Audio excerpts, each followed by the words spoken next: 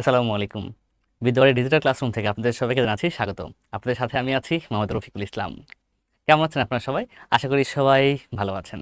আজকে আমরা আলোচনা করব বৃত্তের বেসিক নিয়ে। যে কোনো চাকরির পরীক্ষায় বৃত্ত কিন্তু অত্যন্ত গুরুত্বপূর্ণ একটা বিষয়। বৃত্ত থেকে যে কোশ্চিনগুলো এসে থাকে এই কোশ্চিনগুলো এসেই থাকে সচরাচর বৃত্তের যে বেসিক অংশটুকু রয়েছে ওই অংশটুকু থেকে। বৃত্ত থেকে কোশ্চিনটা দেখলেই আমরা অনেক সময় ভয় পেয়ে যাই। আসলে ভয় পাওয়ার কোনো কারণ নেই, কারণ বৃত্তটা খুবই সহজ একটা বিষয়। আর এই সহজ বিষয়টাকে আমরা খুবই সহজভাবে দেখব আজকে। ঠিক আছে?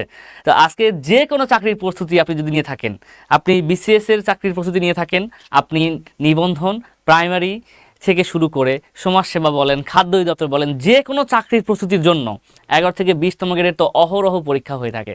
যাই হোক, আপনি যে কোনো চাকরির প্রস্তুতি নিতে গেলে এই বৃত্ত অংশটুকু আপনাকে জানতে হবে।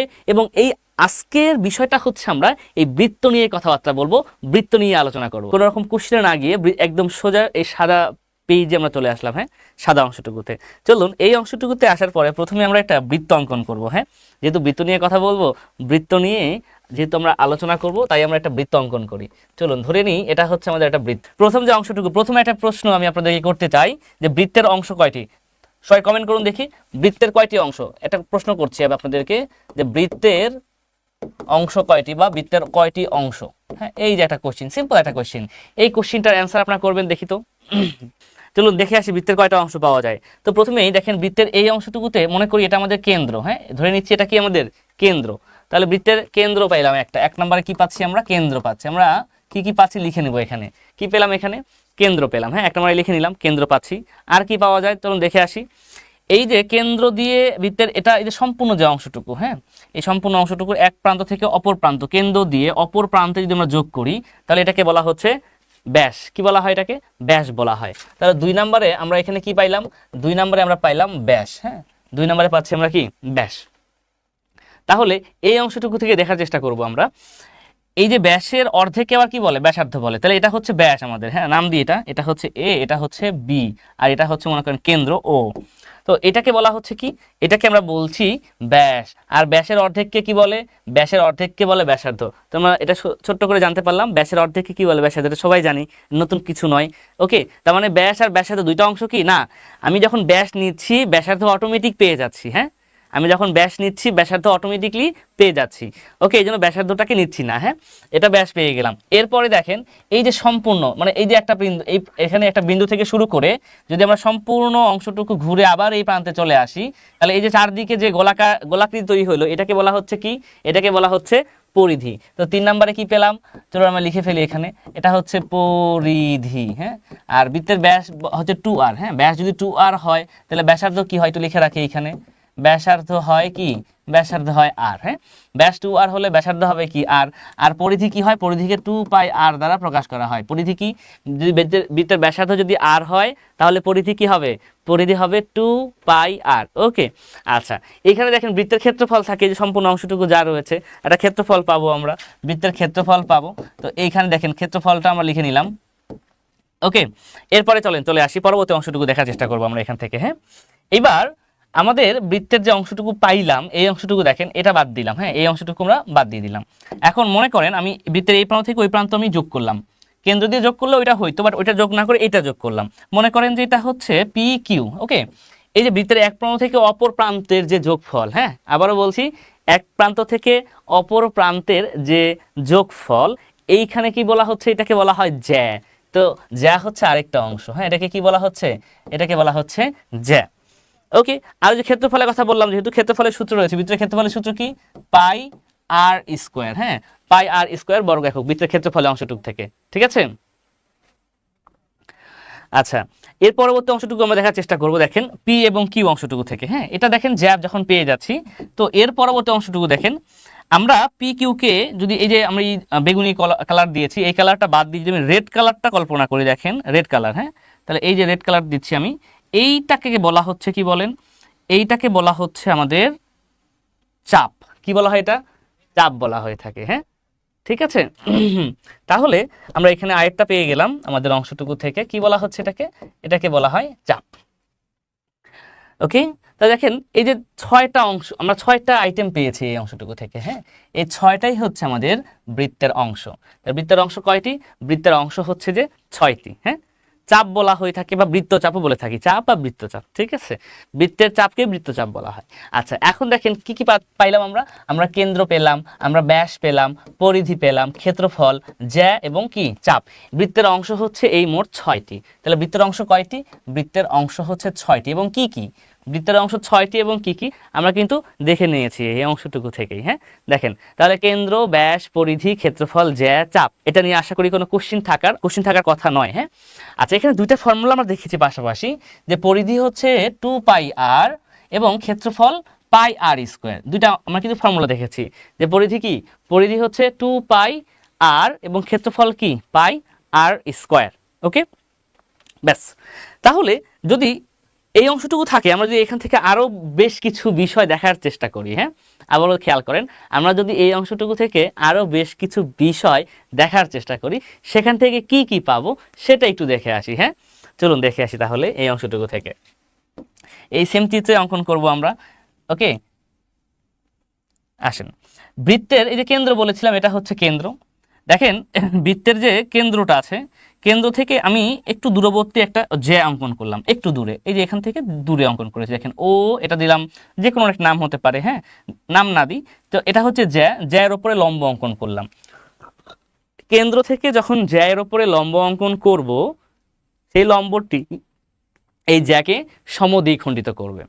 ঠিক আছে, কেন্দ্র থেকে জ্যায়ের ওপরে যখন কোন একটা লম্ব অঙ্কন করব, এই লম্বটা কি করবে? জ্যাকে সমদ্বিখণ্ডিত করবে, মানে কি সমান দুই ভাগে ভাগ করবে। মনে করেন এটা যদি আপনার কি হইতো? পি কিউ হইতো, আর এটা মনে করেন যে ডি হইতো, তাহলে কি পাইতাম? এখানে পাইতাম আমাদের পিডি সমান পাইতাম কি? D Q. পিডি সমান কিউডি বা ডি কিউ, দুটোই সমান পেতাম, মানে এইটা সমান পাইতাম কি? এই অংশটুকু। হ্যাঁ, আমরা পরবর্তী ক্ষেত্রে দেখেন এই কেন্দ্র থেকে যদি আমরা আরেকটু দূরে জ্যা অঙ্কন করতাম, দেখেন এই জ্যা থেকে এইখানেও যদি লম্ব অঙ্কন করতাম, এটাও সমান হইতো। কিন্তু দেখেন একটু খেয়াল করেন, কেন্দ্র থেকে দূরে, কিন্তু জ্যাটা কি ছোট না বড় বলেন তো? এই পি কিউ এর থেকে নাম মনে করেন যেটা হচ্ছে আর এস। হ্যাঁ, এটা মনে করেন আর এস। তাহলে পি কিউ জ্যা অপেক্ষা আর এস জ্যাটা কি ছোট কিনা বলেন? পি কিউ জ্যা অপেক্ষা কিন্তু আর এস জ্যাটা কিন্তু ছোট। আমি যদি আরো দূরে একটা জ্যা অঙ্কন করি, এটাও কিন্তু জ্যা, বৃত্তের পরিধির জাস্ট দুইটা, মানে পরিধির দুইটা অংশ যোগ করলে কিন্তু হয়ে যাবে। হ্যাঁ, ঠিক আছে। তাহলে এখানেও যদি আমরা লম্ব অঙ্কন করি, দেখেন এটা মনে করেন যে সে কথা মনে করেন যে এটা হচ্ছে ইউ, এটা মনে করেন যে ভি, তাহলে ইউ ভি অঙ্কন করলাম। তাহলে এটা কেন্দ্র থেকে আরো দূরে, কেন্দ্র থেকে যত দূরে যাব তত কি পাচ্ছি? ছোট পাচ্ছি। আর কেন্দ্রের যত কাছে যাব তত কি পাবো বলেন? যত কাছে যাব তত বড় পাবো। তাহলে এই অংশটুকু থেকে দেখেন আমি এই কেন্দ্র দিয়ে যদি অঙ্কন করি, এটাও তো আমার জ্যা হয়, তাই না? দুইটা প্রান্ত যুক্ত করলেই হবে জ্যা। তার মানে কেন্দ্র দিয়ে যে জ্যাটা যাচ্ছে, এটা কি হবে বলেন? এটা কিন্তু সব থেকে বড় হবে। এখন কেন্দ্র থেকে দূরে যাবে জ্যা ছোট হবে, কেন্দ্র থেকে দূরে যাবে জ্যা ছোট হবে, কেন্দ্র থেকে যত দূরে যাবে তত ছোট হবে, আর কেন্দ্রে যত কাছে থাকবে তত কি হবে? বড় হবে। তার মানে আমরা এই অংশটুকু থেকে বলতে পারি কি? আমরা এই অংশটুকু থেকে বলতে পারি এরকম, যে বৃত্তের কেন্দ্রের নিকটবর্তী জ্যা বৃহত্তম জ্যা। কেন্দ্রের নিকটবর্তী জ্যা, হ্যাঁ, আবারও বলছি, তাহলে এখানে লিখে নিই। হ্যাঁ, যে কেন্দ্রের নিকটবর্তী জ্যা কি হবে? বৃহত্তম। হ্যাঁ, কেন্দ্রের নিকটবর্তী জ্যা কি হবে? বৃহত্তর হবে। ওকে, নিকটবর্তী জ্যা হবে বৃহত্তর, আর যেই জ্যাটি কেন্দ্র দিয়ে যাবে, হ্যাঁ, কেন্দ্রগামী জ্যা হবে বৃহত্তম। আরেকটা লিখে রাখি, আমরা এখানে বলতে পারি যে কেন্দ্রগামী জ্যা বৃহত্তম। ঠিক আছে, বৃহত্তম।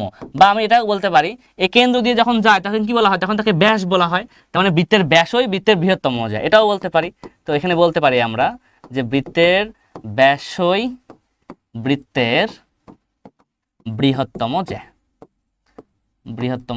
বৃত্তের ব্যাসই বৃত্তের কি? বৃহত্তম জ্যা, এটাও আমরা বলতে পারি। ঠিক আছে, ওকে। তাহলে দেখেন এই অংশটুকু থেকে কিন্তু আমরা অনায়াসেই কিন্তু এগুলো বলতে পারি, কিন্তু বাট এগুলো থেকে কিন্তু কোশ্চিনগুলো আসে পরীক্ষা। আবারও বলি, এগুলো থেকে কিন্তু কোশ্চিনটা আসছে। ওকে, বিভিন্ন চাকরি নিয়োগ পরীক্ষাগুলোতে এগুলো এসে থাকে। এবার আরেকটা মজার বিষয় দেখি আমরা। হ্যাঁ, এটা আমরা দেখলাম, তো এরপরে আরেকটা বিষয় খেয়াল করি। হ্যাঁ, এই চিত্র থেকে দেখবো আমরা। আর দেখেন একটা কথা বলি, কোশ্চিন বলেন স্যার, কোশ্চিন দেখান, কোশ্চিন পড়াচ্ছি। হ্যাঁ, ওকে। তো ফ্যাক্টটা হচ্ছে কি, দেখেন ফ্যাক্টটা হচ্ছে যে কোশ্চিন পড়াইলে তো পড়ানো যায়, কিন্তু এই যে কিছু কিছু কনসেপ্ট ক্লিয়ার রাখা দরকার, আর ক্লিয়ার রাখার জন্য কিন্তু দেখাচ্ছি এটা। তো অনেকেই এগুলো দেখতে চান না, অনেকে কি চান যে স্যার খালি কোশ্চিন পড়ান, কোশ্চিন পড়ালে ভালো লাগে। কিন্তু কোশ্চিন পড়ালে ভালো লাগলেও এই বিষয়গুলো না জানলে কোশ্চিন যতই পড়েন ভুলে যাবেন, যত বেশি পড়িবেন তত বেশি ভুলিবেন। কোশ্চিন, শুধু কোশ্চিন যদি পড়েন, যতই পড়েন ততই ভুলিবেন। বলতে স্যার আমি যতই পড়ি ততই ভুলিবেন। আপনি যতই পড়িবেন ততই ভুলিবেন যদি বেসিকটা ক্লিয়ার না থাকে। আর বেসিকটা ক্লিয়ার করলে দেখবেন সুন্দর করে আপনি যা পড়বেন তাই মনে থাকবে। হ্যাঁ, এই জন্য বেসিকটা ক্লিয়ার করা দরকার। ওকে, আচ্ছা আমরা একটু খেয়াল করি, চলুন পরবর্তী অংশটুকু দেখে আসি। এইখানে এগুলো সব আমরা বাদ দিয়ে দিলাম। হ্যাঁ, এগুলো সব কিছু বাদ দিয়ে দিলাম। চলুন এগুলো বাদ দিয়ে আমরা কি পাই, এবার নতুন করে আবার কি এখানে করা যায় চলুন দেখে আসি। হ্যাঁ, ওকে, এবার দেখেন এখান থেকে আমরা দেখব, এই যে আমি এখানে দিলাম এটা হচ্ছে যে পিকিউ, মনে করেন এটা এখানে না, একটু নিচে দিই। হ্যাঁ, এটা মনে করেন যে এই যে পি কিউ অংশ, হ্যাঁ পি এবং কিউ একটা অংশ। ওকে, পি কিউটা হচ্ছে এখানে জ্যা, ঠিক আছে। তো পি কিউটা যদি জ্যা হয়, এইটা হচ্ছে বৃত্তের কেন্দ্র, ধরে নিচ্ছে এটা হচ্ছে বৃত্তের কেন্দ্র। তাহলে এই পি কিউ হচ্ছে যে কি আমাদের জ্যা। তো এই যে আমরা এটা হচ্ছে কেন্দ্র ও যোগ করে দিলাম এখানে, তাহলে এখানে পি ও কিউ একটা কি হইলো, কোণ উৎপন্ন হইলো। আর মনে করেন যে এখানে আরেকটা কোণ আছে আমাদের, মনে করেন যে এটা কি দিলাম পি কিউ, মনে করেন যে পি আর দিলাম এটা। হ্যাঁ, পি আর কিউ, এখানে একটা কোণ। হ্যাঁ, দুইটা কোণ আমরা এখানে দিয়ে দিলাম। তাহলে প্রথম অংশটুকু দেখেন, এই যে কোণ এটা পরিধির ওপরে কোণ, এই জন্য এটাকে বলা হয় পরিধিস্থ কোণ। কি বলা হয় এটাকে? পরিধিস্থ কোণ বা বৃত্তস্থ কোণও বলা হয়। হ্যাঁ, তাহলে এটা খেয়াল রাখবেন, এটাকে আমরা বলছি পরিধিস্থ কোণ। পরিধির ওপরে যে কোণ তাই বলা হচ্ছে এটাকে কি, পরিধিস্থ কোণ। অথবা এটাকে বলছি আমরা বৃত্তস্থ কোণ। হ্যাঁ, কি বলছি এটাকে আমরা বৃত্তস্থ কোণ বলছি। হ্যাঁ, আর এই যে কেন্দ্রে যে কোণটা উৎপন্ন করছে তাকে কি বলা হয়, তাকে বলা হয় কেন্দ্রস্থ কোণ। এগুলো তো খুবই সহজ, এগুলো সবাই জানেন আপনারা। হ্যাঁ, তো পরিধিস্থ কোণ বা বৃত্তস্থ কোণ এটা কি, কেন্দ্রস্থ কোণ। আর এইখানে একটা মজার ব্যাপার আছে, মজার ব্যাপারটা কি চলুন দেখে আসি। এই যে পি কিউ এটা তো যায়, কিন্তু পি কিউ এই যে এই বরাবর যখন যাব তখন তাকে কি বলা হয় বলেন তো দেখি। পি কিউ যখন এই বরাবর যাবে তখন তাকে বলা হয় চাপ, তখন তাকে কি বলে, বৃত্তচাপ বা চাপ বলা হয়। হ্যাঁ, এখন তাহলে আপনারা বলেন এটা হচ্ছে চাপ। তো এই চাপের উপরে আছে পি ও কিউ, এই ত্রিভুজটা, এই কোণটা বা ত্রিভুজটা যাই বল, ত্রিভুজই বলি বা কোণ বলি, এই কোণটা আছে পি ও কিউ কোণ, এই পি ও কিউ কোণটা কোন চাপের উপর আছে, পি কিউ চাপ।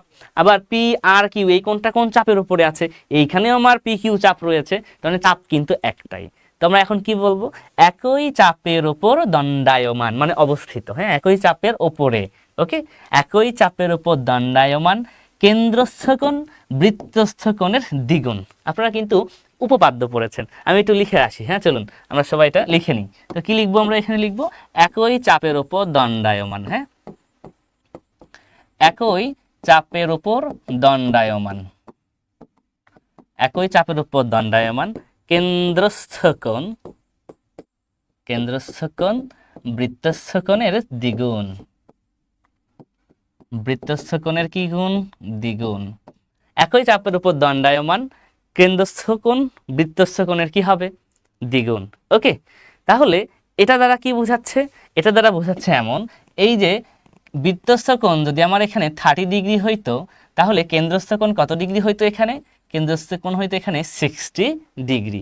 এটা কিন্তু বেশি হইতো। হ্যাঁ, ওকে, তাহলে দেখেন আমার বৃত্তস্থ কোণ বা পরিধিস্থ কোণ যদি 30 ডিগ্রি হয়, কেন্দ্রস্থ কোণ কি হবে, কেন্দ্রস্থ কোণ হবে তার দ্বিগুণ। 30 ডিগ্রি হলে এখানে হবে 60 ডিগ্রি, অবভিয়াসলি, তাই না? তো এটা আবার উল্টা করেও বলা যায়। উল্টা করে কি বলা যায়, একই চাপের উপর দণ্ডায়মান বৃত্তস্থ কোণ কেন্দ্রস্থ কোণের অর্ধেক। এটাও উল্টিয়ে লেখা যায়, নিচের কোণটি সঠিক। বৃত্ত থেকে কিন্তু এগুলো কোশ্চেনই পরীক্ষায় বেশি আসছে। হ্যাঁ, সো আপনাকে কিন্তু এগুলো খুব ভালোভাবে মনে রাখতে হবে।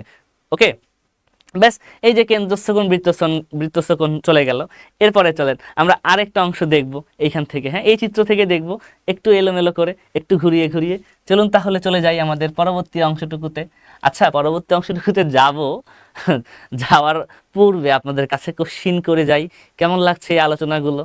আলোচনাগুলো চলবে, জানা যাবে একদম বেসিক অংশটুকু। হ্যাঁ, একদম খুব বেশি অ্যাডভান্স আলোচনা নয়, বেসিক অংশটুকু। আচ্ছা, আমরা যে পর্যন্ত শিখলাম এই পর্যন্তই দেখেন, কয়েকটা ম্যাথ দেখে আসি। হ্যাঁ, আমরা আরও দেখবো, আবারও বলছি আরও দেখবো, বাট যে পর্যন্ত দেখলাম বা শিখলাম এই অংশটুকু থেকে কি কি পরীক্ষায় আসছে। হ্যাঁ, ঠিক আছে। তো চলুন আমাদের যদি এখান থেকে দেখতে যাই, বেশ কয়েকটা কোশ্চেন আমি এখান থেকে দেখাই যে বৃত্তের যে কোনো দুটি বিন্দুর সংযোজক সরলরেখা, বৃত্তের যে কোনো দুটি বিন্দুর সংযোজক সরলরেখাকে কি বলে বলেন দেখি। তাহলে যারা ব্যাস লিখছেন, যে সকল ভাইয়া যে সকল আপুরা আপনারা ব্যাস লিখেছেন, তাহলে কি হবে, ব্যাস লিখলে দাও লেখেন লিখছে। হ্যাঁ, বৃত্তের যে কোনো বিন্দু দেখেন, এই যে বৃত্ত, হ্যাঁ এটা ধরে নিই আমাদের বৃত্ত, এটা হচ্ছে কেন্দ্র, যে কোনো দুটি বিন্দুর সংযোজক, এই যে দুটা বিন্দুর সংযোজক, এটা কি ব্যাস বলেন তো।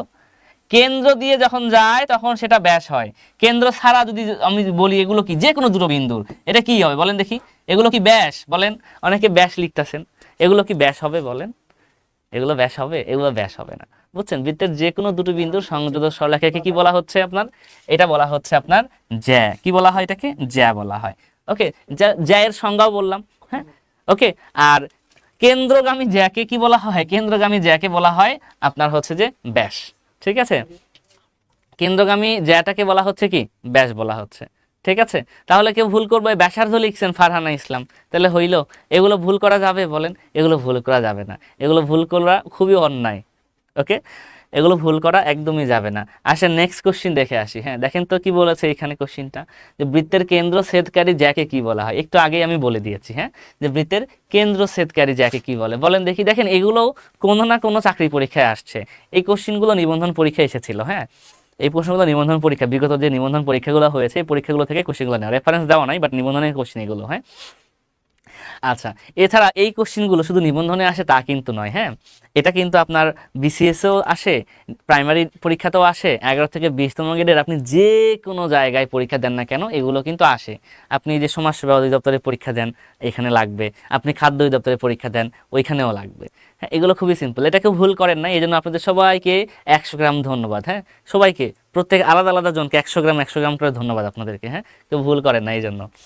আচ্ছা, নেক্সট আমি দেখি তাহলে বৃত্তের কেন্দ্র ছেদকারী যাকে অবভিয়াসলি আমাদের ব্যাস বলা হচ্ছে, এটা খুবই সিম্পল ভাবে আমরা বলতে পারি। হ্যাঁ, এবার দেখেন নেক্সট কোশ্চিনটা, বৃত্তের বৃহত্তম জ্যা হচ্ছে, তাহলে বলেন তো বৃত্তের বৃহত্তম জ্যা কি হবে, বৃত্তের বৃহত্তম জ্যা হচ্ছে কি হবে, বৃত্তের বৃহত্তম জ্যাটা, এটা কিন্তু দেখেন এই যে আপনার প্রাথমিক বিদ্যালয়ের সহকারী শিক্ষক নিয়োগ পরীক্ষা 2010 সালে কিন্তু এই কোশ্চিনটা এসেছে। হ্যাঁ, তো দেখেন সিম্পল কোশ্চিনগুলো কিন্তু পরীক্ষা এখানে আসে, বৃত্ত থেকে অনেক বেশি কঠিন প্রশ্ন তা আসে না। ওকে, তো বৃত্তের বৃহত্তম জ্যা হচ্ছে কি, বৃহত্তম জ্যা হচ্ছে ব্যাস, এটা মোটামুটি সবাই জানেন যে বৃত্তের বৃহত্তম জ্যা কি, এটা হচ্ছে ব্যাস। ওকে, আচ্ছা এরপরে দেখেন আমার কতগুলো হয়েছে প্রশ্নগুলো, দেখেন এই যে আরেকটা কোশ্চেন আসছে যে আর ব্যাসার্ধ বিশিষ্ট বৃত্তের পরিধি কোনটি, বলেন তো বৃত্তের পরিধি কোনটা হবে, সেটা কি ব্যাসার্ধ বিশিষ্ট, আর ব্যাসার্ধ বিশিষ্ট বৃত্তের পরিধি কি চেয়েছে, পরিধি, তো পরিধি কি হবে বলেন।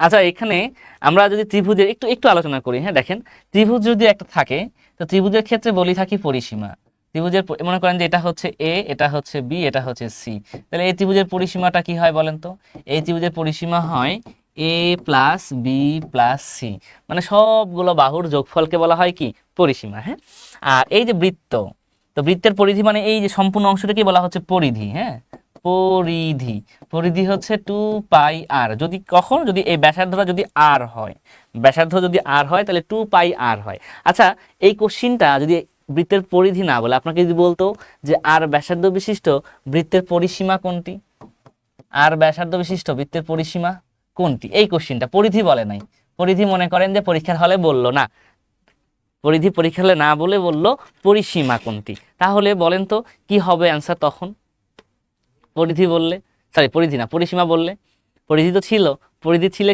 মানে পরিধি থাকলে কি হবে সেটা আপনারা বললেন। হ্যাঁ, যদি পরিসীমা বলে সেম না, থ্যাংক ইউ, এটা কিন্তু আপনারা যারা লিখেছেন সেম তাদের সবাইকে ধন্যবাদ। তো পরিসীমা আর পরিধি, হ্যাঁ 2πr², দেখেন ওই যে লিখেছে, হ্যাঁ 2πr² লিখে ফেলেছেন। হ্যাঁ, তো ফ্যাক্টটা সেটা নয়, পরিসীমা আর পরিধি দুটা সেম ব্যাপার। হ্যাঁ, ত্রিভুজের ক্ষেত্রে, চতুর্ভুজের ক্ষেত্রে, পঞ্চভুজের ক্ষেত্রে, ষড়ভুজ, সপ্তভুজ বা যে কোনো বহুভুজের ক্ষেত্রে আমরা কি বলে থাকি, পরিসীমা বলে থাকি। হ্যাঁ, কিন্তু আমরা বৃত্তের ক্ষেত্রে বলে থাকি পরিধি, তো এই পরিধি হচ্ছে পরিসীমা, এই বিষয়গুলো কিন্তু জানতে হবে। তাহলে পরিধি কি হবে, পরিসীমা হবে। হ্যাঁ, আমরা আলোচনা আরেকটু করে ফেলি। হ্যাঁ, আরেকটা আলোচনা, ছোট্ট একটা আলোচনা করব, চলুন ওই আলোচনাটুকু দেখে আসি। হ্যাঁ, এবারে দেখেন এই অংশটুকু থেকেই যদি আমরা আলোচনাটা করতে যাই, এখানে চিত্র অঙ্কন আলাদা করে করব, আচ্ছা আলাদা করে করি। হ্যাঁ, দেখেন এইখানে আমরা আরেকটা আলোচনা করব, মনে করি এটা হচ্ছে আমাদের বৃত্ত। ওকে, মনে করি এটা হচ্ছে আমাদের বৃত্ত, বৃত্ত তো হয় নাই, মনে হয় যে কি হয়েছে এটা, আলু। আচ্ছা যাই হোক, আলু হোক আর মূলা হোক, যাই হয় হোক, আমরা শুরু করি। আমরা ধরে নিব এটাই আমাদের বৃত্ত, বুঝছেন? আমরা ধরে নিই এটাই আমাদের বৃত্ত। হ্যাঁ, তো ধরে নিই এটা হচ্ছে আমাদের বৃত্তের কেন্দ্র। ধরে নিচ্ছি কি এটা আমাদের বৃত্তের কেন্দ্র, ঠিক আছে? আচ্ছা, তাহলে এই যে এটা আমার কেন্দ্র, বৃত্তের কেন্দ্র ধরলাম, এখানে ও আছে। হ্যাঁ, আচ্ছা, এবার আমি মনে করেন এখানে একটা এ আছে বিন্দু, আর এখানে আরেকটা বিন্দু আছে বি, এ বি। তো এ বি কে আমি লাল কালার দিয়ে অঙ্কন করছি। হ্যাঁ, এ বি, এ বি এখানে কি বলবো, এ বি কে বলেন, এইখানে এ বি কে বলবো আমি চাপ। এখানে এ বি কে কি বলবো, এ বি হচ্ছে যে চাপ। হ্যাঁ, এ বিটা কি, এ বিটা হচ্ছে চাপ। ওকে, তো এই দেখেন এই এ বিটা কি, এটা একটু অন্য কালার দিয়ে অঙ্কন করি। হ্যাঁ, কালো কালার দিয়ে। এখানে এই এ বি কে বলা হচ্ছে জ্যা, আর এই লাল দিক দিয়ে মানে বাঁকা পথে, বক্র পথে গেলে এটাকে কি বলা হচ্ছে, বক্র পথে গেলে তাকে বলা হয় চাপ। তো একটা জ্যা বৃত্তকে দুইটা চাপে বিভক্ত করে, দুইটা চাপ হয়। এই যে বাঁকা পথে এদিকে একটা চাপ, আরেকটা চাপ আছে এখানে, কোনটা সেটা বলেন দেখি। এই যে উপরে বড় অংশে এই দেখেন, এটাও তো একটা চাপ, এটা হচ্ছে বৃহত্তম চাপ, আর এটা হচ্ছে ক্ষুদ্রতম চাপ। তো একটাকে বলা হচ্ছে বৃহত্তম চাপ, আর একটাকে বলা হচ্ছে কি, ক্ষুদ্রতম চাপ। তাহলে একটা জ্যা বৃত্তকে কয় ভাগে, মানে কয়টা চাপে বিভক্ত করে, দুইটা চাপে বিভক্ত করে। এই কোশ্চিনটা যদি পরীক্ষায় আসে, একটি জ্যা একটা বৃত্তকে কয়টা চাপে বিভক্ত করে, দুইটা চাপে বিভক্ত করে। তাহলে এই যে এটাকে বলা হচ্ছে, এটা কি সব থেকে বড়, তাই না? তো দেখেন এই যে বিশাল বড়, এটাকে বড় চাপ, আর এটা হচ্ছে ছোট, তাই বলা হচ্ছে কি ছোট চাপ। হ্যাঁ, আচ্ছা, আপনাদের কমেন্ট, অনেকে কমেন্ট করছেন, আপনাদের কমেন্টগুলোর অ্যান্সার আমি দেবো, একটু সময় নেন, আমি এটা শেষ করি, শেষ করে আপনাদের কমেন্টগুলো অ্যান্সার করছি। হ্যাঁ, একটু ওয়েট করেন। অনেকে অনেক ধরনের কোশ্চিন করছেন কমেন্টে, স্যার এটা কি হবে, এটা কি হবে, তো একটু ওয়েট করেন। হ্যাঁ, একটু ওয়েট করলে আপনাদের কমেন্টগুলো আমি নিয়ে নিব। হ্যাঁ, এবার দেখেন এই যে বৃহত্তম যে চাপ, আর এটা ক্ষুদ্রতম চাপ। এই যে বৃহত্তম যে চাপটা রয়েছে, এই চাপকে বলা হচ্ছে আপনাদের বৃহত্তম যে চাপ, এই বৃহত্তম চাপকে বলা হচ্ছে অধিচাপ। কি চাপ এটা, অধিচাপ। মানে অধিক না, এটা অধিক, অধিক মানে কি বৃহত্তম, তাই বলা হচ্ছে এটা কি অধিচাপ। ওকে, আর ক্ষুদ্রতম যে চাপ এইটাকে বলা হচ্ছে উপচাপ। হ্যাঁ, ক্ষুদ্রতম যে চাপ তাকে বলা হচ্ছে উপচাপ। তাহলে এই অংশটুকু থেকে দেখেন, একটা হচ্ছে অধিচাপ, একটা হচ্ছে কি উপচাপ। তাহলে চাপ কয় প্রকার, চাপ হচ্ছে দুই প্রকার। দেখিলাম বৃত্তচাপের অংশটুকু দুইটা প্রকার পেলাম। কি কি, একটা হচ্ছে কি, একটা হচ্ছে অধিচাপ, আর একটা কি উপচাপ। ঠিক আছে, দুইটা পেয়ে গেলাম এই অংশটুকু থেকে। এখন কথা হচ্ছে যে দেখেন, অধিচাপ পেলাম, উপচাপ পেলাম, বড় চাপ পেলাম, ছোট চাপ পেলাম। এবার এই যে উপচাপ, অধিচাপ, মনে করেন অধিচাপে একটা কোণ অঙ্কন করবেন। এই যে একটা কোণ অঙ্কন করেছেন, বৃত্তস্থ কোণ। হ্যাঁ, অধিচাপে একটা কোণ অঙ্কন করেছেন। আবার সেম ভাবে আমি মনে করেন যে এই উপচাপে একটা কোণ অঙ্কন করলাম। হ্যাঁ, তাহলে এটা নাম দিই, এটা নাম দিব কি, এটা সি দি। হ্যাঁ, এ সি বি, আর মনে করেন এখানে A D B, A D B, দুইটা কোণ। একটা কোণটা হচ্ছে অধিচাপে, আরেকটা কোণ কি, আরেকটা কোণ হচ্ছে উপচাপে। তো অধিচাপেও দেখলাম, উপচাপেও দেখলাম, দুইটা কোণ। এখন অধিচাপ মানে কি, ওই যে বললাম বড় চাপ, ও যাকে বলা হচ্ছে যে বড় অংশে, এই বড় অংশে যে কোণটা থাকছে, সেই কোণটা হচ্ছে বড় অংশে হবে ক্ষুদ্রতম কোণ। কি কোণ হবে এটা, এটা হবে ক্ষুদ্রতম কোণ। বা ক্ষুদ্রতম কোণ না বলি, আমরা এটাকে বলি সূক্ষ্ম কোণ। হ্যাঁ, ক্ষুদ্রতম কোণ না বলে কি বলি আমরা, এটাকে বলি সূক্ষ্ম কোণ। হ্যাঁ,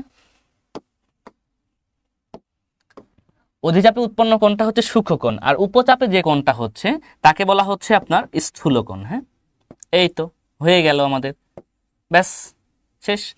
তাহলে অধিচাপে উৎপন্ন কোণ সূক্ষ্ম কোণ, আর উপচাপে উৎপন্ন কোণ স্থূল কোণ। বড় চাপে ছোট কোণ, ছোট চাপে বড় কোণ, মনে থাকবে? হ্যাঁ, তাহলে দেখুন আপনি মনে রাখবেন এটা। এবং এই যে উপচাপে যে স্থূল কোণ হয়, এই কোশ্চিনটাই কিন্তু 18তম শিক্ষক নিবন্ধন পরীক্ষায় আসছে এবার। হ্যাঁ, 18তম নিবন্ধন পরীক্ষায়, হ্যাঁ, এই বছরই এসেছে।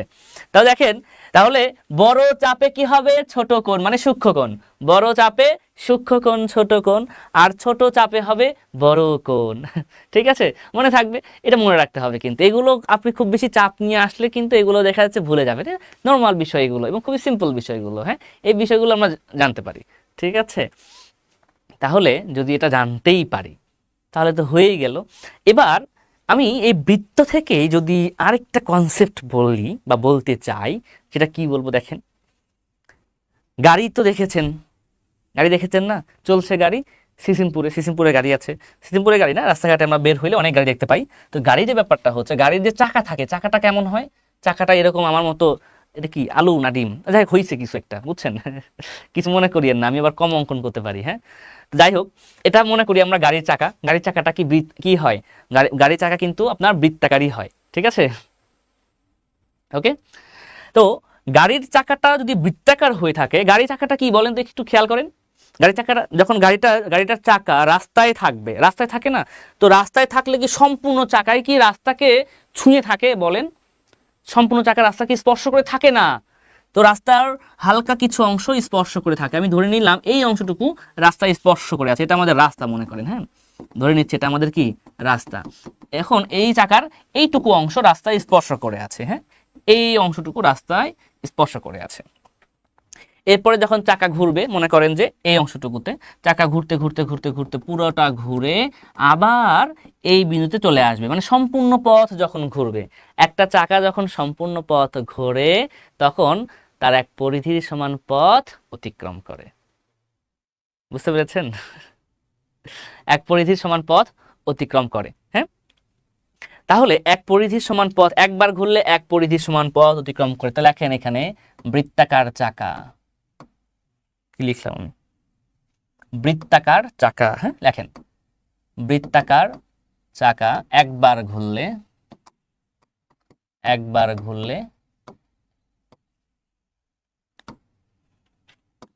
তার এক পরিধির সমান, এক পরিধির দরকার নাই, তার পরিধির সমান লিখবেন, হ্যাঁ, তার পরিধির সমান পথ অতিক্রম করে, পরিধির সমান পথ অতিক্রম করে। একবার ঘুরলে তার পরিধির সমান পথ অতিক্রম করে, হ্যাঁ। আরেকটা জিনিস খেয়াল করেন, এটা হচ্ছে বৃত্তের কেন্দ্র। এখন এটাকে আমি যদি 4টা ভাগে ভাগ করি তাহলে কত ডিগ্রি কোণ পাবো বলেন? এটা 90 ডিগ্রি, 90। এখানে কত? এই পুরোটা হয় 180, হ্যাঁ, এই পুরোটা কত হবে? 270, আর সম্পূর্ণটা 360 ডিগ্রি। প্রত্যেকটা ঘরে 90 ডিগ্রি, 90 90 90 90, প্রত্যেকটা ঘরে 90 ডিগ্রি আছে, সম্পূর্ণ 360 ডিগ্রি। তার মানে একবার ঘুরলে কত ডিগ্রি পথ, মানে কত ডিগ্রি কোণ তৈরি করে? একবার ঘুরলে, একটা বৃত্তাকার চাকা একবার ঘুরলে 360 ডিগ্রি কোণ উৎপন্ন করে।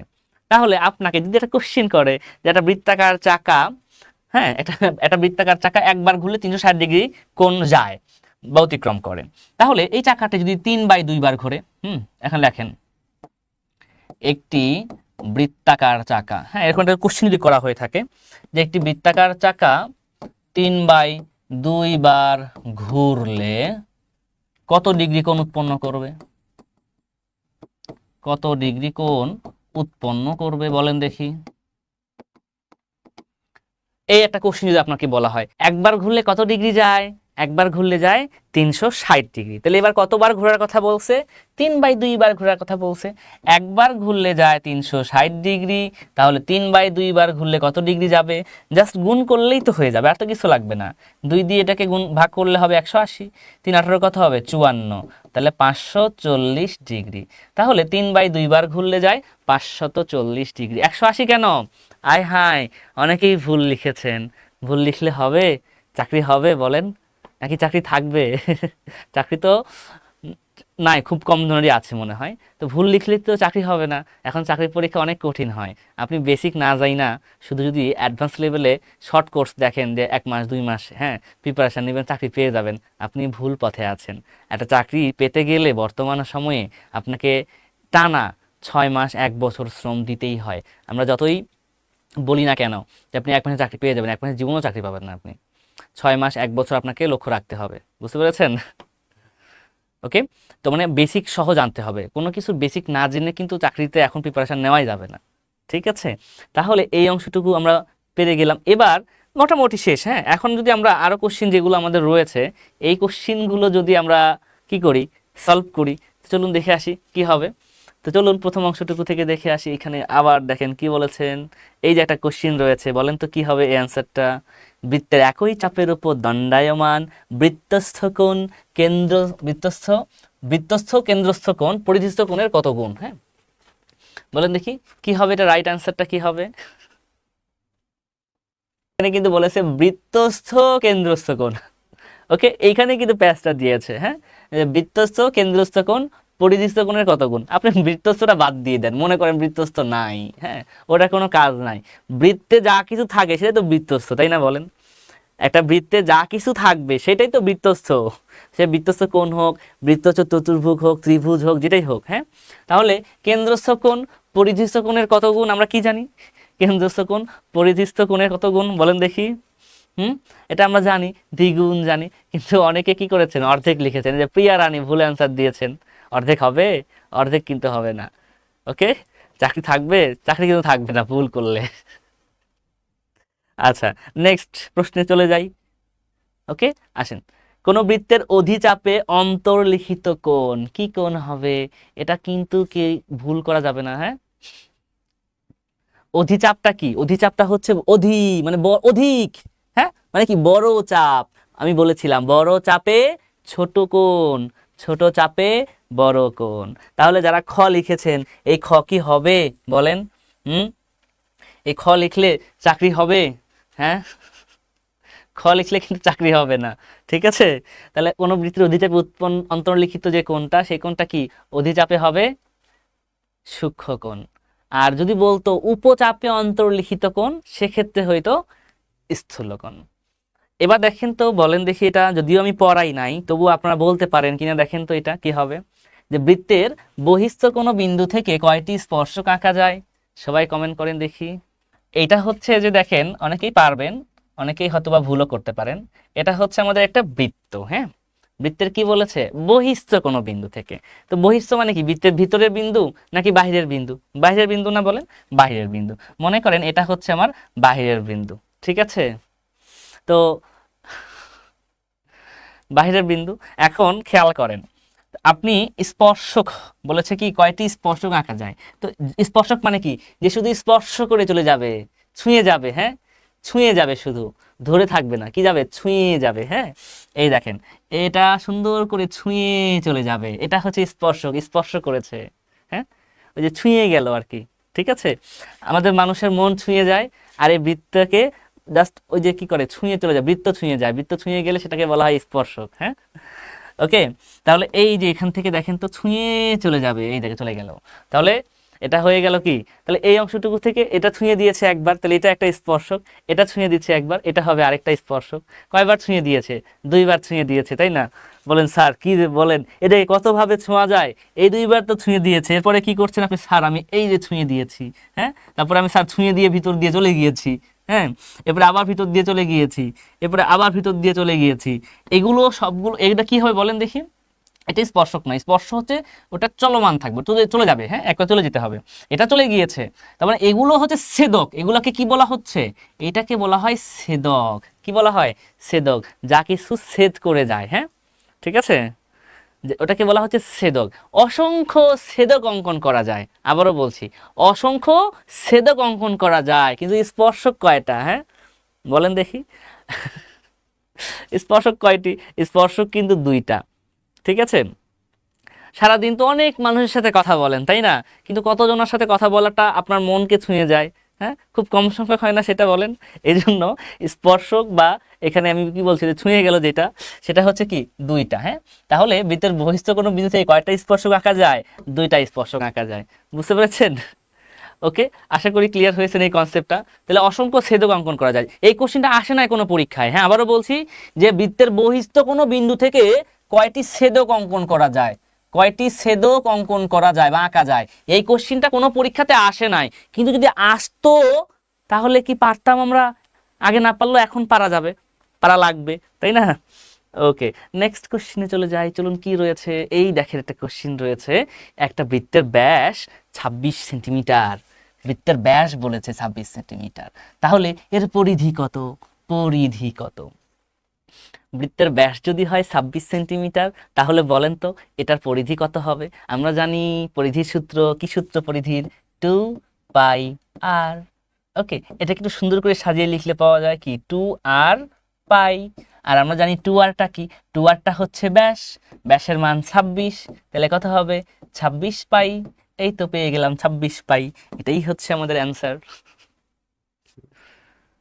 এটা ভুল করলে হবে আতিক ভাই আতিক আহমেদ ভাই 13 লিখছেন কেন? হ্যাঁ, এটা ভুল করা যাবে না, এসব ভুল করলে চাকরি হবে না, এটা খুবই সিম্পল কথা, সিম্পল কোশ্চিন। ঠিক আছে, আসেন নেক্সট কোশ্চিনে চলে যাই আমরা। এই দেখেন একটা কোশ্চিন বলেছে, কি কোশ্চিন দেখে আসি চলুন। একটা গাড়ির চাকার পরিধি 5 মিটার, পরিধি কত মিটার? 5 মিটার। দেখেন কি বলেছে, পরিধি। পরিধি মানে কি? পরিধি মানে 2πr, মানে কি একবার ঘুরলে কয় মিটার যায়? 5 মিটার যায়। এবারে কোশ্চিন বলেছে 1 কিলোমিটার 500 মিটার পথ যেতে চাকাটি কতবার ঘুরবে? কি কোশ্চিন চেয়েছে বলেন তো? কতবার ঘুরবে বলেছে। তাহলে কি হবে, কতবার ঘুরবে বলেন দেখি। ওকে, এগুলো কিন্তু মোটেও কঠিন না, আমরা ভয় পাই শুধু শুধু দেখে, অনেকেই এটা ভয় পাই, কিন্তু ভয় পাওয়ার মতো কোশ্চিনই না এটা। এখন দেখেন আপনি চাইলেই পারবেন। হ্যাঁ, আমি বেসিক অংশটুকু আলোচনা করেছি, এবার আপনি দেখলেই পারবেন, চাইলেই পারবেন। কি পারবেন দেখেন, পরিধি 5 মিটার মানে কি বলেন তো? এই 5 মিটার যেতে কতবার ঘোরে? 5 মিটার যেতে ঘোরে একবার, তাই না বলেন? এরকম না? তাহলে 5 মিটার, এটা লিখি আমরা, 5 মিটার যেতে ঘুরে কতবার? 5 মিটার যেতে ঘুরে একবার।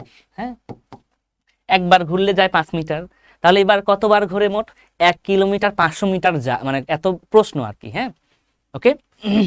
স্যার নিবন্ধনে ভিতর থেকে প্রশ্ন আসবে, আসবে মানে 2টা প্রশ্ন আসে, 2টা, মিনিমাম 2টা, 3টাও আসে অনেক সময়, বুঝছেন? সবার 2টা প্রশ্ন থাকবেই থাকবে, আসবে না মানে?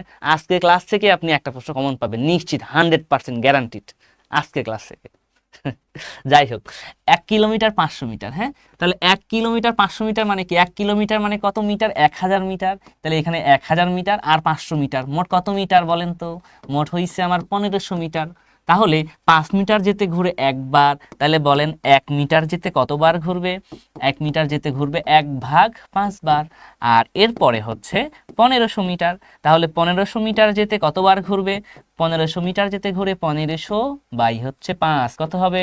কাটাকাটি করলে হবে 300 বার। তার মানে 1500 মিটার যেতে কতবার ঘুরবে সে? 300 বার ঘুরবে। কারা কারা যেন লিখেছিল 250 বার, আমার চোখে পড়েছিল। হ্যাঁ, এই 250 লিখেছিলেন কেউ কেউ, আমার মনে নাই, কিন্তু অ্যান্সার কি 250 হবে? হবে না, কি হবে? 300 হবে। কে যেন লিখেছিল, একজন, একজন না, 2-3 জন লিখেছিল 250, আমি জানি না কারা ছিল। এই দেখেন তো, হয়ে গেল আমাদের অ্যান্সার। কঠিন? মোটেও কঠিন না, এটা খুবই সহজ, বুঝছেন? কোনো প্রশ্নকে জটিল করলে জটিল হবে, হ্যাঁ, কিন্তু সহজ করলে কি হবে? সহজ হয়ে যাবে। ওকে, সো আমরা সহজ করে নিয়ে রাখবো, ঠিক আছে? আচ্ছা, এরপরে চলুন নেক্সট কোশ্চিনে চলে যাই। কি রয়েছে, এই যে একটা কোশ্চিন রয়েছে, হ্যাঁ, আরেকটা কোশ্চিন, চলুন তো কি রয়েছে এই কোশ্চিনটা দেখে আসি। একটা বৃত্তের ক্ষেত্রফল দেওয়া আছে, কি দেওয়া আছে? ক্ষেত্রফল 16 বর্গমিটার। আমরা জানি বৃত্তের ক্ষেত্রফলের সূত্রটা কি? সূত্রটা হচ্ছে πr²। পরিধি দেওয়া আছে 8 মিটার। পরিধি কি বলেন তো? পরিধি হচ্ছে 2πr, এটা সমান 8 মিটার। বৃত্তটির ব্যাসার্ধ কত? তার মানে কার মান নির্ণয় করতে হবে বলেন দেখি? নির্ণয় করতে হবে আর এর মান, এটা হচ্ছে ব্যাসার্ধ। ঠিক আছে, আর এর মান আমরা নির্ণয় করব। হ্যাঁ, সবাই ট্রাই করেন দেখি। আর হাফেজ কারি নেসার উদ্দিন স্যার 19তম নিবন্ধনে ক্লাস করতে চাই, কবে থেকে ভর্তি হব? ভর্তি চলছে, আপনি যে কোনো সময় ভর্তি হতে পারবেন, চাইলে এখনও ভর্তি হতে পারবেন, চাইলে আগামীকালও ভর্তি হতে পারবেন। আমাদের হটলাইন বা আমাদের পেজে SMS করবেন, তাহলে আপনি ভর্তি হতে পারবেন। নিবন্ধনের প্রিলিমিনারি কোর্স ফি মাত্র 3000 টাকা, চলবে আপনাদের দীর্ঘদিন ক্লাস। হ্যাঁ, একদম বেসিক লেভেল থেকে পড়ানো হবে, ঠিক আছে? এবং নিবন্ধনের লিখিতও কিন্তু শুরু হয়ে গিয়েছে, ঠিক আছে? তো যাই হোক, আমরা শুরু করে দিই এই অংশটুকু থেকে। হ্যাঁ, কি বলেছে? ক্ষেত্রফল πr²। তাহলে এই যে আমাদের দরকার কার মান বের করা? আর এর মান দরকার, তাই না? আর এর মান বের করব আমরা, কিভাবে বের করব? খুবই সিম্পল স্যার, এই 16πr², দেখেন তো আমি এই একটা সমীকরণ, πr² সমান হচ্ছে 16, আর এটা কি পাচ্ছি? 2πr, এটা সমান কত? 8 মিটার। এখন যদি আমি দুইটাকে ভাগ করি, এইটা ভাগ ওইটা করি, তাহলে কি হয় বলেন দেখি? সমান সমানটা না দিই, এইখানে দিই। হ্যাঁ, দুটো দিয়ে ভাগ করে দিলাম, দেখেন তো ভাগ করলে কি হবে বলেন? এই পাই পাই যাবে কাটা, ওকে, 8 দিয়ে 16কে কাটলে হবে 2। ওকে, এই আর এখানে 2টা, এখানে আছে 1টা, তাহলে কাটাকাটি হবে না, তাহলে কি থাকবে? ওপরে 1টা থাকবে, নিচে থাকবে 2, আর ওপরে থাকে 2, তাহলে 2 আর 2 আর গুণ হবে, আর গুণ হলে কত হবে? 2 দিয়ে গুণ হবে কত? 4। তাহলে এই যে আর এর মানটাই তো ব্যাসার্ধ নাকি? এই যে আর এর মান ব্যাসার্ধ 4 মিটার পেয়ে গেলাম, হয়েছে? এই দেখেন তো, এটাকে নাকি অনেকে কঠিন কঠিন ভেবে চলে আসে। হ্যাঁ, তাহলে কি হইল? কঠিন ভাবলে হবে বলেন? এত সহজ একটা প্রশ্ন কি যদি আপনি কঠিন ভাবেন, তাহলে কি হবে? এটা কোনো কথা বলেন? চাকরি হবে তাহলে কঠিন হইলে বলেন? হ্যাঁ, জটিল করা যাবে না, সবকিছু কি করতে হবে, সহজ করতে হবে। ঠিক আছে, সহজ করে নিতে হবে। ক্লিয়ার? এই তো হয়ে গেল আমাদের এই অংশটুকু থেকে। ওকে, এর পরবর্তীতে দেখেন কি বলেছে, কি রয়েছে এটা দেখেন, আরেকটা কোশ্চেনে চলে যাই আমরা। দেখেন এটা কিন্তু আমি পড়াই নাই, বাট না পড়ালেও কিছু কিছু প্রশ্ন না পড়ালেও নিজের মানে মেধাকে কাজে লাগিয়ে সেগুলো পারতে হয়। তো চলুন কি রয়েছে এইখানে। হ্যাঁ, দুইটা বৃত্ত পরস্পর স্পর্শ করলে, এই দেখেন আবারও স্পর্শ করেছে, কয়টা বৃত্ত, দুইটা বৃত্ত। হ্যাঁ, একটা বৃত্ত কিন্তু না, কি দুইটা বৃত্ত। হ্যাঁ, দুইটা বৃত্ত পরস্পর স্পর্শ করেছে করলে তাদের কেন্দ্রদ্বয় এবং স্পর্শবিন্দুর সংযোজন রেখা কেমন হবে? ট্রাই করেন দেখি, সবাই ট্রাই করেন। আর সুমাইয়া সুলতানা লিখেছে, স্যার প্রিলি প্রিলির ক্লাস সপ্তাহে কয়দিন হয়? প্রতিদিন ক্লাস হয় না, আমাদের আমাদের 3 দিন ক্লাস হয় সপ্তাহে। হ্যাঁ, 3 থেকে 4 দিন, সর্বোচ্চ 4 দিন হয়, 3 দিনটাই ম্যাক্সিমাম ক্লাস হয়ে থাকে। হ্যাঁ, কি দেখা হবে এটা দেখেন, দুইটা বৃত্ত। তো আমি দুইটা বৃত্ত অঙ্কন করি, চলেন। এই যে একটা বৃত্ত, কি বলেছে, স্পর্শ করবে। হ্যাঁ, স্পর্শ করবে, তাহলে আরেকটা বৃত্ত লাগবে, এই যে স্পর্শ করবে, এই যে স্পর্শ করেছে। না, এটা বৃত্ত হয় নাই, এটা সুন্দর বৃত্ত না হলে একটু কাছাকাছি তো হতে হবে, তাই না বলেন? কাছাকাছি ছাড়া হয়? যাই হোক, আমরা ধরলাম এইখানে এই যে আরেকটা বৃত্ত হয়েছে, যেমন তেমন হয়েছে হয়েছে। হ্যাঁ, তাহলে এই যে বৃত্তের কেন্দ্র, এইটা ওই বৃত্তের কেন্দ্র হচ্ছে এইখানে। হ্যাঁ, দুটা বৃত্ত পরস্পর স্পর্শ কিন্তু করেছে। হ্যাঁ, স্পর্শ করলে কেন্দ্রদ্বয়, এই যে কেন্দ্রদ্বয়, মনে করেন এটা এ কেন্দ্র, ওইটা হচ্ছে বি কেন্দ্র। কেন্দ্রদ্বয় এবং স্পর্শবিন্দুর সংযোজন রেখা, এই যে স্পর্শবিন্দু, এই যোগ করেন, স্পর্শবিন্দু যোগ করেছি, এই যে স্পর্শবিন্দু যোগ করেছি। এখন কেন্দ্রদ্বয় এবং স্পর্শবিন্দুর সংযোজন রেখা কেমন হবে বলেন তো? এই রেখাটা এখন কেমন, সবাই একটু কমেন্ট করেন দেখি। এই রেখাটা কেমন? এই রেখাটা কি আমার হচ্ছে বক্ররেখা? হ্যাঁ, দেখেন তো এই রেখাটা কি সরল রেখা? এটা কি পরাবৃত্তর মতো মনে হচ্ছে? পরাবৃত্ত? এটা কি উপবৃত্ত? না, কোনোটাই না। তাহলে কি হবে? এটা হবে আমাদের সরল রেখা। যে রেখা সোজা পথে চলে তাকে সরল রেখা বলে। ঠিক আছে, ব্যাস, আমরা পেয়ে গেলাম সরল রেখা অংশটুকু থেকে। এগুলো আমি কিন্তু পড়াই না, বাট না পড়ালেও কিছু কিছু অংশটুকু থেকে এগুলো কিন্তু জানতে হবে আপনাদেরকে। হ্যাঁ, এবারে আরেকটা কোশ্চিন রয়েছে, বৃত্তের পরিধি ও ব্যাসের অনুপাত। বৃত্তের পরিধি এবং ব্যাসের অনুপাত কোনটা? এটা মোটামুটি সবাই জানেন আপনারা। হ্যাঁ, মানে মুখস্থ হলেও জানেন। বৃত্তের পরিধি এবং কি ব্যাসের অনুপাত কি হয় এটা বলেন? পরিধি হচ্ছে 2πr, অনুপাত, অনুপাত বলেছে না, অনুপাত চিহ্ন দিলাম। ব্যাস, ব্যাস কি? ব্যাস হচ্ছে 2r, তাই না বলেন? অনুপাত। আর অনুপাত মানেই কি জানি বলেন তো? অনুপাত মানেই আমরা জানি যে ভাগ। ঠিক আছে, ওকে, অনুপাত মানেই হচ্ছে ভাগ। তাহলে এই দেখেন, আমরা যদি ভাগ করি 2πr ভাগ হচ্ছে যে কি 2r, তাই না? তাহলে এবার কি হবে দেখেন, এবার কিন্তু অনায়াসে আমরা এই 2 2 কাটতে পারি, আর আর কাটতে পারি, থাকে কি বলেন তো, π/1। ওকে, π/1। তো আপনার অপশনে যদি থাকতো এমন যে π/1, এটা যদি অ্যান্সার থাকতো অপশনে, তাহলে আপনি এটা অ্যান্সার করতে পারতেন। যেহেতু π/1 এখানে নেই, সেক্ষেত্রে আমরা কি পাই? আমরা পায়ের মান জানি কত? পায়ের মান জানি 3.1416। হ্যাঁ, আর এটার কাছাকাছি একটা মান, সমতুল্য মান কি হয়? এটা 22 ভাগ কত হয়? 7। 22 ভাগ 7কে করলে 3.14 সামথিং হয়, কাছাকাছি, সমতুল্য। সমান কিন্তু নয়, কি বলছি? সমতুল্য হয়। তাহলে কি হবে? এটা 22 ভাগ 7ই কিন্তু হবে। ঠিক আছে, ওকে, ব্যাস, অ্যান্সার পেয়ে গেলাম আমরা এখানে 22/7, এটা হচ্ছে আমাদের রাইট অ্যান্সার। এবার চলুন আর কি রয়েছে। এই তো একটা কঠিন প্রশ্ন স্যার, এই কোশ্চিনটা আসলেই তো আমি পরীক্ষার হলে একদম খতম হয়ে যায়, এটা আমার ভাল লাগে না, এটা আমার মজা লাগে না। হ্যাঁ, আসেন ম্যাথটা একটু আমরা পড়ে ফেলি। হ্যাঁ, কি রয়েছে? 10 সেন্টিমিটার, কি কত সেন্টিমিটার? 10 সেন্টিমিটার। 10 সেন্টিমিটার ব্যাসার্ধের বৃত্তের কেন্দ্র থেকে 6 সেন্টিমিটার দূরত্বে অবস্থিত জ্যা এর দৈর্ঘ্য কত? স্যার এগুলোই তো মাথার ভিতর প্যাঁচ লাগে, এগুলোই তো বুঝি না, এগুলোই তো পারি না। এতক্ষণ সহজ সহজ প্রশ্ন করাইলেন, খুব ভালো লাগছে, এবার কঠিন প্রশ্ন আসছে, আর ভালো লাগবো না। এরকম না? আসেন আমরা আগে বৃত্ত অংশটুকু চিত্রটা দেখে আসি। হ্যাঁ, যারা পারবেন তারা কমেন্ট করুন, যেরকম কমেন্ট করেছেন শামিমা আক্তার মিতু কমেন্ট করে দিয়েছেন সবার আগে। হ্যাঁ, ওকে, আমরা কি করব? একটা বৃত্ত অঙ্কন করব। মনে করেন যে এটা আমার বৃত্ত, যদিও একদম ক্লিয়ার কনসেপ্টে বৃত্ত হয়নি, ধরে নিলাম কাছাকাছি। এটা হচ্ছে আমাদের বৃত্ত। ওকে, এটা হচ্ছে বৃত্তের কেন্দ্র। ঠিক আছে, এটা হচ্ছে বৃত্তের কেন্দ্র। এবার কি বলেছে? 10 সেন্টিমিটার ব্যাসার্ধ। এই বৃত্তের ব্যাসার্ধ কত সেন্টিমিটার? 10 সেন্টিমিটার ব্যাসার্ধ। হ্যাঁ, এই কেন্দ্র থেকে 6 সেন্টিমিটার দূরত্বে। হ্যাঁ, কেন্দ্র থেকে কয় সেন্টিমিটার দূরত্ব? 6 সেন্টিমিটার। মনে করেন এই যে 6 সেন্টিমিটার, এখানে 6 সেন্টিমিটার দূরত্বে অবস্থিত জ্যা, তার মানে এখানে একটা জ্যা আছে। হ্যাঁ, এই যে জ্যা, তো জ্যায়ের নাম দিলাম মনে করেন যে এ, আর এখানে নাম দিলাম বি, আর কেন্দ্রের নাম মনে করেন যে ও। তো কেন্দ্র থেকে 6 সেন্টিমিটার দূরত্বে অবস্থিত জ্যায়ের দৈর্ঘ্য, ব্যাস এ বি এর মান নির্ণয় করতে হবে। আপনাকে নির্ণয় করতে হবে এ বি ইকুয়াল হোয়াট, আমি ধরি ওটা ও আর এটা হচ্ছে ডি। ওকে, এইবারে দেখেন তো আমি এই কেন্দ্র, এটা আমরা ব্যাসার্ধ মানে ব্যাসের ক্ষেত্রে যেটা করে থাকি, দেখেন বৃত্তের ক্ষেত্রে কি করে থাকি আমরা সর্বদা সবসময় কি করি, আমরা ধরি যে এটা হচ্ছে আমাদের ব্যাসার্ধ, তাই না? বাট ওইদিকে যখন ব্যাসার্ধটা আনবো তখন এটা কঠিন হয়ে যাবে, এটা ইজি হবে না। তার জন্য কি করব আমরা, আমরা ব্যাসার্ধটাকে বৃত্তের কেন্দ্র থেকে যে কোনো বিন্দু যোগ করলে তো ব্যাসার্ধ হয় নাকি, এটাও তো ব্যাসার্ধ হবে, তাই না?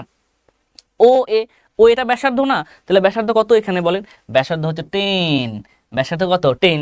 এখন আপনি মনে মনে বলেন আর মুখে মুখে বলেন বা খাতা কলমে করেন, আপনারও পড়ানো যাহা চায় আপনি ঠিক তাই, আপনার যেটা ইচ্ছা করবে সেভাবে আপনি পড়বেন। কিভাবে পড়বেন চলুন দেখে আসি। এখন এটা হচ্ছে দেখেন তো এই অংশটুকু ও এ ডি কি ত্রিভুজ, এটা হচ্ছে আমাদের সমকোণী ত্রিভুজ। সমকোণী ত্রিভুজের ক্ষেত্রে আমরা কি জানি, পিথাগোরাসের সূত্র জানি। কি সূত্র সেটা, অতিভুজ স্কয়ার সমান লম্ব স্কয়ার যোগ ভূমি স্কয়ার। তাহলে এটা অতিভুজের মান দেওয়া আছে 10, লম্বের মান দেওয়া আছে 6, তাহলে বলেন তো ভূমির মানটা কত হবে, 6 6 36, আর কত হলে এটার মান 100 সমান হবে, 10 স্কয়ার করলে 100, তাহলে কত হবে 8 হয়ে যাবে এটা। ওকে, মান পেয়ে গেলাম 8। ওকে, মান কি পেয়ে গেলাম, 8 পেয়ে গেলাম। এটা তো এটা আমি কিন্তু করে দেখাবো না, হ্যাঁ, এটা আপনারা নিজ দায়িত্বে করে নেবেন, হ্যাঁ এটা কিন্তু করে দেব না। আচ্ছা ওকে, এটুকু তো হলে 12 লিখছে কেন, কে লিখছে 12, কেন কেন 12 কেন, আমি কি ভুল লিখলাম? 10 10 136 আর 64 ঠিকই তো আছে, 12 লিখে তো আমাকে কনফিউশন করে ফেলাইছে, আমি তো মানে ভ্যাবাচ্চেকা খেয়ে গেছি, কি 12 কেমনে হয়, হ্যাঁ আচ্ছা, যারা এটা নির্ণয় করতে পারছেন দেখেন, এটা মান ধরে নেন এক্স, তাহলে কি হবে বলেন, এক্স স্কোয়ার প্লাস 6 স্কোয়ার সমান কত, 10 স্কোয়ার। এই যে ভিতরে সূত্র, ভূমি স্কোয়ার যোগ লম্ব স্কোয়ার সমান অতিভুজ স্কোয়ার, তাহলে এক্স স্কোয়ার সমান কি হবে, 100 মাইনাস হবে কত 36, তাহলে এক্স স্কোয়ার সমান কত হয় 64 হয়, তাহলে এক্স এর মান কত হয়, এক্স এর মান হয় 64 কে রুট করলে হয় 8, এই যে 8 পেয়ে গেলাম। হ্যাঁ, এটা করা যাবে না পরীক্ষার হলে, পরীক্ষার হলে এই কাজটা করতে গেলে আপনার অনেক সময় লাগবে, এটা এমসিকিউ পরীক্ষায় আসছে, এটা মুখে মুখে করতে হবে, বুঝছেন, মুখে মুখে করতে পারবেন। তাহলে এটা যদি 8 হয়, তাহলে আমি বলেছিলাম প্রথমে বলেছিলাম শুরুর দিকে মনে আছে, বৃত্তের কেন্দ্র থেকে জ্যায়ের ওপরে অঙ্কিত লম্ব ওই জ্যাকে সমদ্বিখণ্ডিত করবে, মানে কি সমান 2 ভাগে ভাগ করবে। তার মানে এইটা যদি আপনার 8 সেন্টিমিটার হয়ে থাকে, তাহলে ওইটা কত সেন্টিমিটার হবে, এটাও এটার সমান হবে, তার মানে এটাও কত হবে 8 হবে। তাহলে 8 আর 8, দুইটা 8 যোগ করলে কত হয়, 8 8 8 আর 8 যোগ করলে কত হয় 16, তাহলে 16 সেন্টিমিটার। এটাই তো আমাদের অ্যান্সার, এটাই তো আমাদের উত্তর। বুঝতে পেরেছি সবাই এবার, ভুল হবে, কে যেন 12 লিখেছিলেন, কে যেন 14 লিখেছিলেন প্রথমে মনে হয় দেখেছিলাম। ওকে, ব্যাস এই তো অ্যান্সার হয়ে গেল তাহলে আমাদের। শিফন চন্দ্র দাস, থ্যাংক ইউ, অনেকে কমেন্ট করেছেন, ধন্যবাদ। সবার কমেন্ট পড়তে পারি না, হ্যাঁ কমেন্ট পড়তে গেলে তো অ্যান্সার দেওয়া হয় না। ওকে, যাই হোক মোটামুটিভাবে আমরা দেখে নিলাম এই অংশটুকু। হ্যাঁ, আচ্ছা এবার দেখেন যারা বিভিন্ন তথ্য জানার জন্য নক করছেন, হ্যাঁ তারা হচ্ছে এই নাম্বারে যোগাযোগ করবেন। এই যে এই নম্বরগুলো চাইলে আপনি সরাসরি হোয়াটসঅ্যাপ করতে পারেন, 01896, আমি নাম্বারগুলো একটু লিখে দিই, চাইলে সরাসরি হোয়াটসঅ্যাপ করতে পারেন। হ্যাঁ, 01896060800। হ্যাঁ, এই যে 800 থেকে শুরু হলো, 800, এরপরে কি 800, হ্যাঁ এটা চেঞ্জ হবে, 800, এরপরে 01, হ্যাঁ এভাবে 02, এবারে 03, এই নম্বরগুলো, হ্যাঁ 800 801 802 এরকম, হ্যাঁ 801 802 803 এরকম চলমান থাকবে, 804, হ্যাঁ 805 চলমান থাকবে। এই নাম্বারগুলো একদম মনে করেন যে 849 পর্যন্ত, হ্যাঁ একদম 849 পর্যন্ত যে কোনো নাম্বারে, হ্যাঁ যে কোনো নাম্বারে আপনি হোয়াটসঅ্যাপ করবেন, তাহলে আপনি ভর্তি হতে পারবেন। ঠিক আছে, ওকে, তাহলে আমরা আজকে এখানেই শেষ করছি আপনাদের সাথে। ইনশাল্লাহ পরবর্তীতে ক্লাস আবারও দেখা হবে ক্লাসে, আর যারা ভর্তি হবেন তাদের সাথে ইনশাল্লাহ আপনাদের ভর্তিকৃত ব্যাচেই দেখা হবে। ওকে, আজকে এই পর্যন্তই, ইনশাল্লাহ পরবর্তীতে আপনাদের সাথে আবারও আমার দেখা হবে, আবারও কোনো লাইভ নিয়ে চলে আসবো। ভালো থাকবেন সবাই, আজকে এখানেই বিদায় নিচ্ছি, আল্লাহ হাফেজ।